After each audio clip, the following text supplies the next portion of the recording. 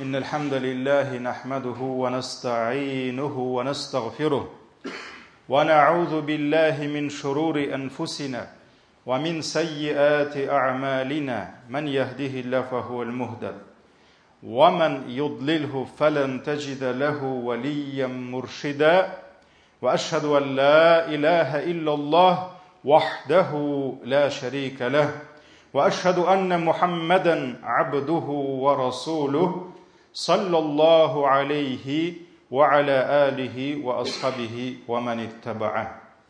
Ғалемларны юқтан бар қылып, бізні өзінің игішігі болмаған нигъмәтләрендә яшатучы Раббыбыз Аллаһ Тәгаләгә мең шөкерләребез, хәмд вә сәнәләребез булсын.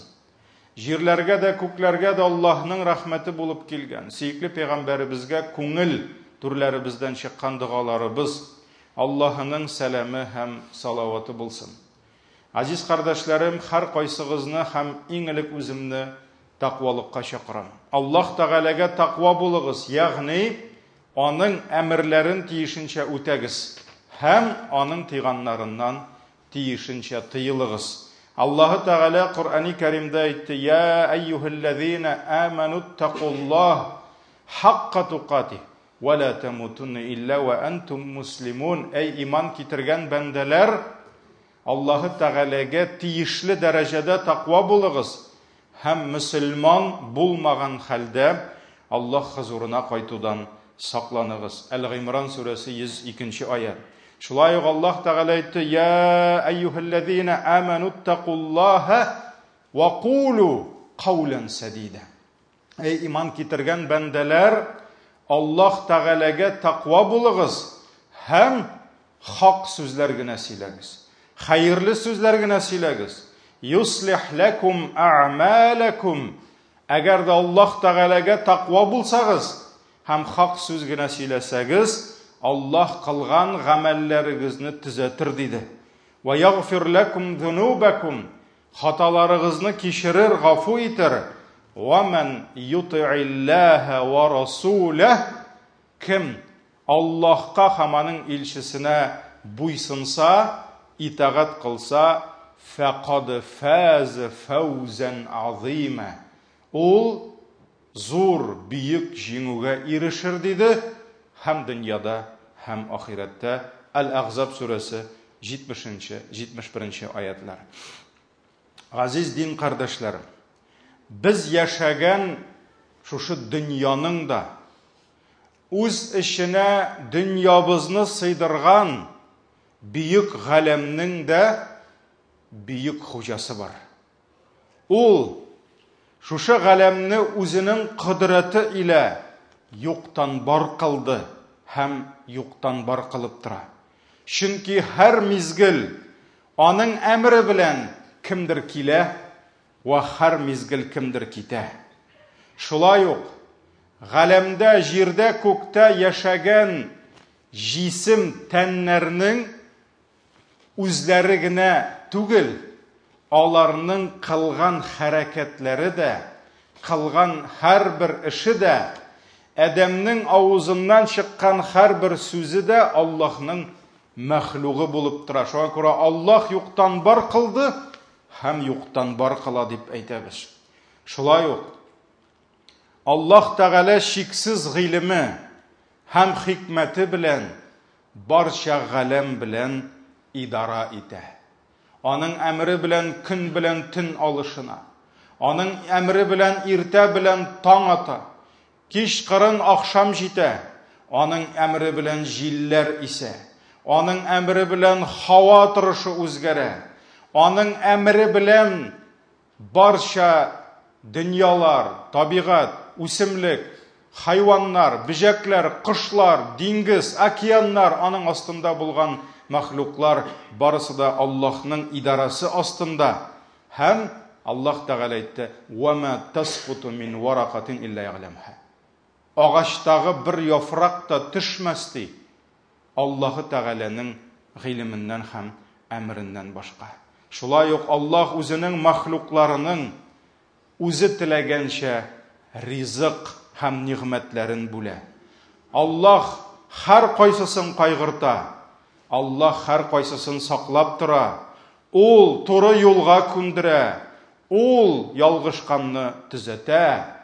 Һәм шушыларның барысын да җыеп, әгәр дә бер сүз белән әйтсәк, Аллах галәмнәрнең бөек Раббысы, ягъни тәрбиячесе булып тора. Һәм Аллах Тәгаләнең Раббы исеме һәр кайсысын үз эченә ала. Ул Аллах, ул галәмнәр Раббысыдыр. Кадерле дин кардәшләрем, Аллаһы Тәгаләнең безгә билгеле булган күркәм исемнәренең берсе Ар-Раббу, Раббы. Раббы сүзеннән без татарларга якын булган тәрбия сүзе чыккан. Тәрбия, тәрбияләү дибез. Тәрбияче дибез. Иртә белән әти-әни эшкә китер өчен баласын калдыра бакчада, мәдрәсәдә, мәктәптә. Һәм ул аны тапшыра кемгә? Тәрбиячегә. Русча әйткәндә воспитатель, воспитательница дип әйтәбез. Һәм кичкә кадәр шушы тәрбияче ханым, тәрбияче остаз аның баласының тәрбиясе эшендә, ялы эшендә, ризыгы эшендә, чисталыгы, тәһарәте эшендә нишли җавап тота. Һәм кич белән ата-ана бакчага килеп баласын кире алганда, ул белә, тәрбияче көне буе аның баласының тәрбиясе белән шөгыльләнә. Ашата да, чиртә дә, бәдрәфенә дә илтә. Менә бу сүзгә без тәрбия дип әйтәбез. Шулай ук без бала тәрбиясе турында сөйләшәбез. Һәм бала тәрбиясе ул баланы тудырып, ашатып, ишертеп киендерү генә түгел дибез. Ул балага хәерле хак сүз җиткерергә кирәк, аңа дөрес тәрбия бирергә кирәк, аңа дөрес юлны өйрәтергә кирәк, хәерле сыйфатлар тәрбияләргә кирәк дибез. Менә җәмәгать тәрбия сүзе алынган Раббы сүзеннән. Чөнки Аллах Раббы галәмнәр тәрбиячесе. Ул галәмнәрне юктан бар кылды. Ул шушы галәмнәрне тәрбияләп, һәр берсен кайгыртып, саклап, һәр берсенә нинди тормышта хаҗәте булса, һавасы кирәк булса, һавасын бирә. Җылысы кирәк булса, җылытып тора. Идә җылылык битеп торганнан беркем дә үлми. Галәмдә бер мизгелгә җылылык системасы, система отопления тукталса, климат контроль ватылса, кешеләр яки катып, яки янып үлә. Шуңа күрә Аллаһ Тәгалә һәр секунд, һәр мизгел кайгыртып тора. Кемнәрнедер Аллаһ китерә, кемнәрнедер вакытлары җитте, аларны алып китә. Яңгырын да яудыра, эчәргә суын, ашарга ризыгын бирә, авырганга шифасын бирә, ярдәм авырлыкка тарыган кешегә ярдәмчесен җибәрә, изгелек кылганга әҗерен бирә, ялгышканны төзәтә, кемгәдер җәзасын бирә. Менә шулай иттереп, галәмнәр белән идара итеп, галәмнәрне тәрбияләп торучы Аллаһ ул галәмнәр Раббысы булып тора. Шулай ук Раббы сүзенең тагын бер мәгънәсе хуҗа. Хәтта гарәпләрдә шундый сүз бар: "Мен Раббул бәйт" диләр. Бер өйгә килгәч, кем бу өйнең хуҗасы диләр. Кем бу өйнең Раббысы диләр. Чөнки Раббы тәрбияче ул хуҗа мәгънәсендә. Ул йортның хуҗалыгы кем фәлән кулында. Бу баланың хуҗасы кем диләр? Бу кылның хуҗасы кем дигәннәр элек кыллык булганда галәмнәрнең хуҗасы, ягъни Раббысы Аллаһ Тәгалә. Һәм Аллаһ Тәгалә шушы Ар-Раббу дигән бөек исемен үзенең безгә билгеле булган 99 исеменнән кылды. Һәм Аллаһ Тәгалә Әл-Әгъраф сүрәсендә "Валиллаһил асмаул хусна" Аллаһы Тәгаләнең күркәм исемнәре бар, "Фад'уху биха" диде. Аллаһка сез шул исемнәр белән ялварыгыз диде. Һәм галимнәребез Аллаһы Тәгаләнең шушы бөек исемнәренең берсе Ар-Раббу диделәр. Алай гына түгел, кайбер галимнәр, тагын бер әйтәм, не все ученые, некоторые ученые утверждают, что имя Аллаха Ар-Рабб это Исмуль Агзам. Это самое великое имя. Некоторые ученые. Шулардан Ибн Аббасны китерәләр. Абу Дарда, ике сахаби, зур сахабалар, алар әйткәннәр, Исмуллахил Акбар Раббун дигәннәр. Аллаһның иң бөек исеме Раббы дигәннәр. Һәм шушы карашны дәлилләүчеләр Абу Дарда Ибн Аббасның сүзләрен китерү белән бергә безгә әле нинди дәлил китерәләр? Аллаһы Тәгаләнең бөек исемнәреннән иң беренче булып Коръәндә кайсы исем инде? Галак сүрәсенең 1-нче аятын укыйбыз. Иқра бисми раббикаллази халак. Аллаһ Тәгалә нәрсә диде? Укы диде. Сине юктан бар иткән Раббыңның исеме белән диде. Бисми раббика, Раббы сүзе. Иң беренче Коръәндә Аллаһның Раббы исеме инде диделәр галимнәребез, һәм шуңа күрә Раббы исемен Исме Агзамга, Исме Акбарга керттеләр. Шулай ук җәмәгать, күп галимнәр нәрсә дип әйттеләр? Аллаһ Субханаху ва Тәгаләнең Раббы исеме, карагыз, Коръәндә күпме аятларда кабатлана. Күпме аятларның Коръәндәге дугаларның Раббана дугалары дип әйтәне халык башында Аллаһы Тәгаләнең Раббы исеме тора. Ләкин җәмәгать Исме Агзам дигәннән тагын бер әйтәм, бу бөтен галимнәрнең дә карашы түгел, чөнки бу мәсьәләдә галимнәр төрле карашта. Кемдер әйтте Аллаһның Ар-Рахман исеме, Ар-Рахим исеме, кемдер әйтте Әл-Хайю, Әл-Кайюмны керттеләр. Шуңа күрә хәтта җәмәгать галимнәр арасында шундый кызыклы караш бар. Мәсәлән, Имам Наблуси әйткән, аның шундый кызыклы карашы бар. Ул нәрсә ди? Кешенең тормыштагы халәтенә карап, в зависимости от его ситуации, аның өчен Исме Агзам үзгәрә дип әйткәннәр. Кешенең халәтенә карап, әгәр дә кеше аш икән, аның өчен Аллаһның Исме Агзам нинди? Ар-Раззак. Ризыкландыручы, ризык бир Раббым. Әгәр дә кеше фақир икән, фақир. Аллаһы Тәгаләнең Әл-Гани, бай дигән исеме аның өчен Исме Агзам. Әгәр дә кеше ятак өстендә, постельдә авырып ята икән, авыруыннан иза чигә икән, аның өчен иң ихластан, иң елап сорый торган Аллаһның исеме Әш-Шафи, шифа бирүче ди. Әгәр дә кеше мәзлум икән, аны кемдер рәнҗеткән, кемдер кимсеткән икән, аның өчен Аллаһның иң якын исеме Әл-Адл. Аллаһ гадил, ул гадиллек сорый. Шуңа күрә хәтта галимнәр әйтәләр, кешегә карап, кешенең халәтенә, ситуациясенә карап тормышта, ничек итеп кадр кич үзгәрергә мөмкин дип әйтәләр бит. Узган елны 27-се булса, быел 25-е булырга мөмкин, икенче елга тагын ничәдер. Шуның кебек Исме Агзам, Аллаһның иң бөек исеме, кешенең халәтенә карап, ихласлыгына каратып, Аллаһтан нәрсә сорый, шуңа карап үзгәрергә мөмкин дип әйтәләр. Шуңа күрә бу Аллаһның Ар-Раббу дигән исеме, иң бөек исем дигән, ул кайбер караш булды, кайбер галимнәрнең карашы булды. Ләкин җәмәгать шуңа карамастан без беләбез, Ар-Рабб Аллаһ Тәгаләнең бөек исеме. Һәм без үзебезнең иң зур иманнан кала, тәүхидтән кала иң зур гыйбадәтебез, көндәлек 5 намазыбызда да без күрәбез. Аллаһы Тәгаләнең Раббы исеме намазның иң бөек боганалары, рукыннары белән үрелеп бара.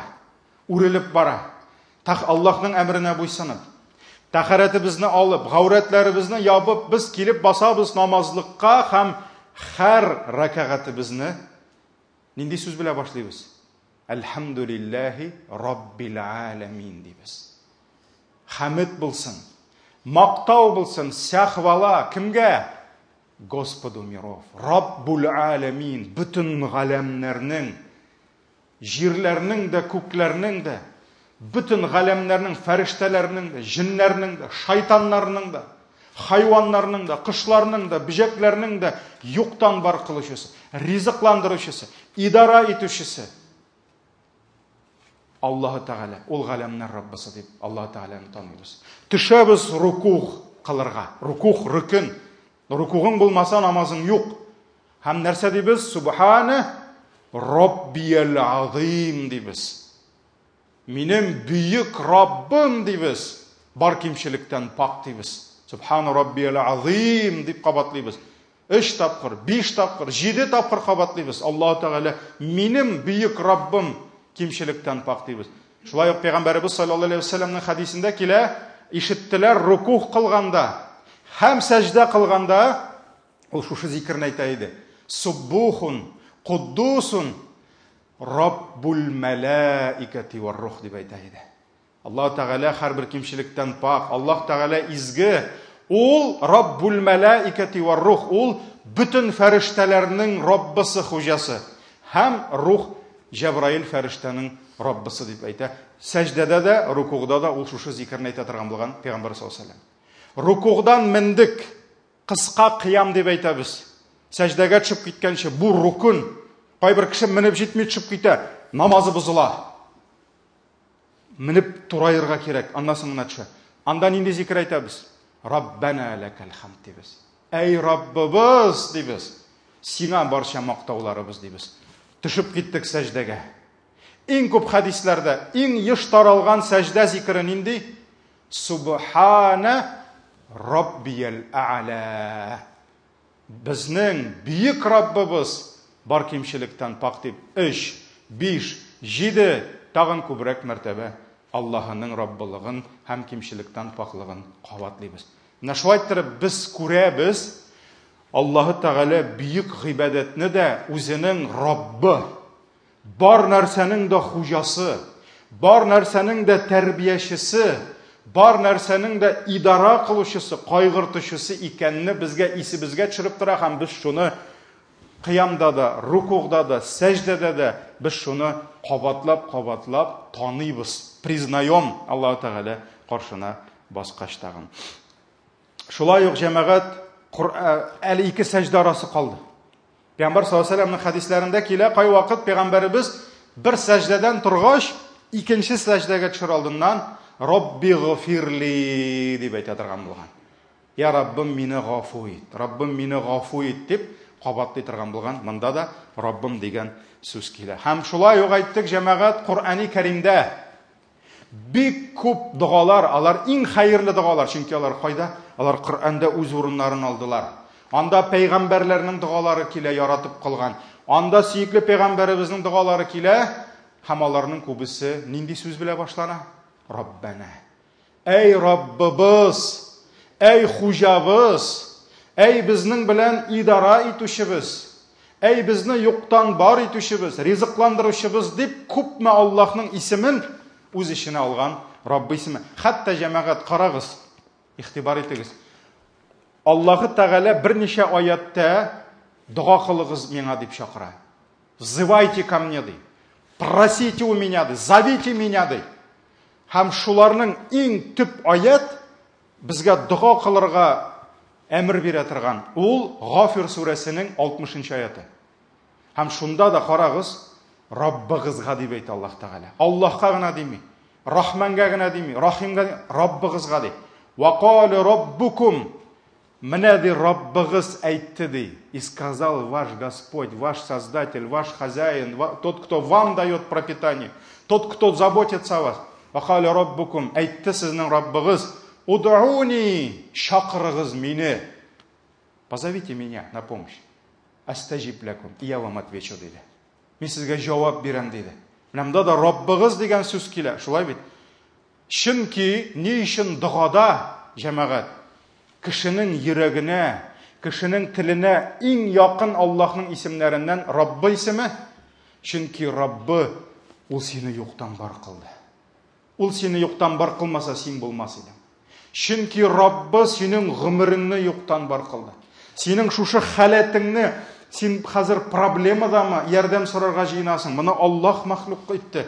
Аллаһ Тәгалә сине шушы хәлдә хәзер дуга кылдыра. Яки син нигъмәткә ирешеп шөкр итмәкче буласыңмы? Моны Аллаһ сиңа бирде. Һәм синең ниндидер бәладән котылмакчы буласың, син беләсең, моны Аллаһ кына сине котылдыра ала. Чөнки ул синең Раббың. Ул аның да Раббысы, ул аның да Раббысы, ул кояшның да Раббысы, җирнеке дә, күкнеке дә, теге залимнеке дә синең малыңны тартып алган Раббысы кем? Аллаһ. Шуңа күрә Раббы сиңа якын.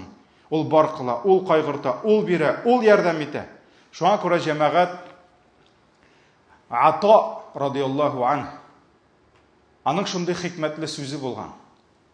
Әгәр дә бер кеше дигән, бер кеше, бер бәндә, кыл үзенең дуасында 3 мәртәбә Я Рабб, Я Рабб, Я Рабби дип 3 тапкыр кабатласа ди, Аллаһ ул бәндәсенә карамый калмас ди. Аллаһ обязательно посмотрит на этого раба ди. Ягъни Аллаһ бөтенебезне күрә. Ләкин Аллаһ аның бу дуасын кабул итмичә калмас дигән.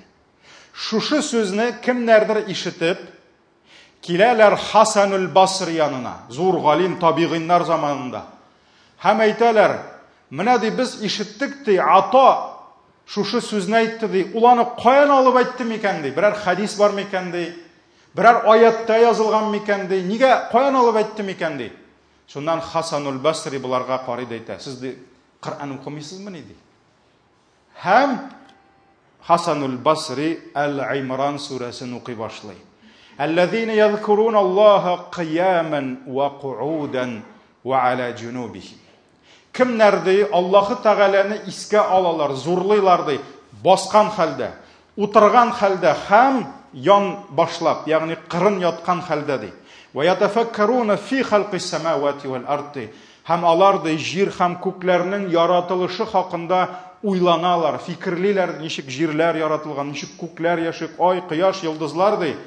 Һәм шушы галәмнәр турында уйлану, фикерләү аларның күңелләрендә нинди сүзләр китерә. Алар әйтәләр ди, Раббана ма халакта хаза батилан. И Раббыбыз, син менә бу әйберләрне тиктомалга булдырмадың. Һәрбер әйбер ул ниндидер максат белән, ниндидер миссия белән. Субханак, чөнки син бар кимчелектән дә паксың. Фақина газабаннар, безне ут газабыннан сакласаң иде. Беренче дуа Раббана дип башланды. Алдагы аят Раббана иннaka man tudkhilin nar faqad akhzayta. И Раббыбыз, әгәр дә син бер кешене җәһәннәмгә кертсәң, син аны хурлыкка төшердең. Ты его опозорил. Ва ма лиз-залимина мин ансар. Һәм залимнәргә, зулымлык кылучыларга ярдәмче булмас ди. Менә икенче Раббана булды. Дәвам итә. Раббана иннана сami'na munadiyan yunadi lil-imani an aminu bi rabbikum fa amanna. Алга таба укыды. Эй Раббыбыз, biz imanга килегез, иманны кабул итегез дигән чакыруны ишеттек. Раббыгызга иман китерегез дигәнне ишеттек һәм иман китердек. Раббана фагфир лана. Эй Раббыбыз, безне гафу ит, гынахларыбызны, ва каффир анна сайyiatina ва таваффана магал абрар. Һәм безне изгеләр белән бергә үлергә насип итсәң иде. Һәм соңгы аятны укыды. Раббана ва атина ма вa'adtana ala rusulika ва ла тухзина yawmal qiyamah innaka la tukhliful mi'ad. Эй Раббыбыз, безгә үзеңнең илчең аша вагъда иткән җәннәтләреңне, рәхмәтләреңне насип ит. Безне кыямәт көнендә хурлыкка төшермә, дөреслектә син вагъдаларыңны бузмыйсың диде.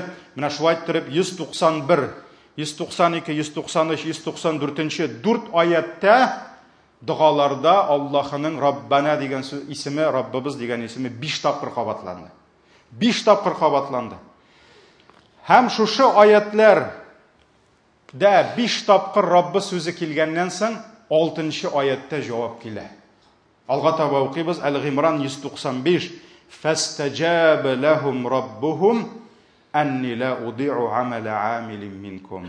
Менә ди аларга Раббылары җавап бир. Алар бит Раббыны чакырдылар. Алар бит хуҗаны чакырдылар. Хуҗалары аларга җавап бирде ди Аллаһ Тәгалә. Менә хуҗаларын чакырганнар иде Раббыларын. Раббылары аларга җавап бирде ди һәм әйтте ди, мин сезләрдән изге гамәл кылучының гамәлен юкка чыгармасмын ди һәм Аллаһ аларга җавап бирде ди. Әл-Гимран сүрәсе 195-нче аят. Шуңа күрә, газиз кардәшләрем, кай вакыт без тормышта, әлхәмдүлилләһ, еш кулланып, Раббы сүзенең еш кулланабыз, әлхәмдүлилләһ, ләкин кай вакыт кыйммәтен югалтабыз. Ул бийек исем. Әгәр дә син догаңда я Раббым дип Аллаһы Тәгаләгә мөрәҗәгать итәсең икән. Ракагатның башында Әлхәмдүлиллаһи Раббил аламин дип әйтәсең икән, Аллаһның галәмнәр хуҗасы икәнен танысың икән. Син онытма кем җирендә йөргәнеңне. Кемнең кояшы астында йөргәнеңне онытма. Кем биргән үпкә белән, кем биргән һаваны сулаганыңны онытма, кардәшем. Кем биргән күзләр белән, кем юышлап торган күзләр белән сиңа күрергә насип итә, онытма шуны. Кем биргән колак белән, кем биргән балаңның әтием, әнием дигән сүзләрен ишетеп, кем биргән күңел белән шатланасың, кем биргән кул белән хезмәт итәсең, кем биргән аяк белән йөрисең, кем биргән ризыкны ашыйсың, кем биргән суны эчәсең, кем биргән хатынны кочаклыйсың, кем биргән балаңны яратып тәрбияләп үстерәсең. Шуңа күрә җәмәгать, Аллаһ Раббы дигәндә һәрбер нәрсә, синең һәрбер сулышың, синең һәрбер адымың Аллаһ кулында икәнне онытма беркайчанда. Йөрәгең типмәячәк бер тапкырда, Аллаһның әмре булмаса. Ашказаның син ашаган ризыкны эшкәртмәячәк, тамагың йотмаячак. Менә бу глотательный процесс булмаячак, әгәр дә Аллаһ бирмәсә. Үпкәң бер тапкырда суламаячак, әгәр дә Аллаһ Тәгалә сулатмаса. Каның йөрмәячәк, Аллаһ йөртмәсә. Шуңа күрә Субхана Раббил Азим дигәндә аңла нәрсә әйткәнеңне.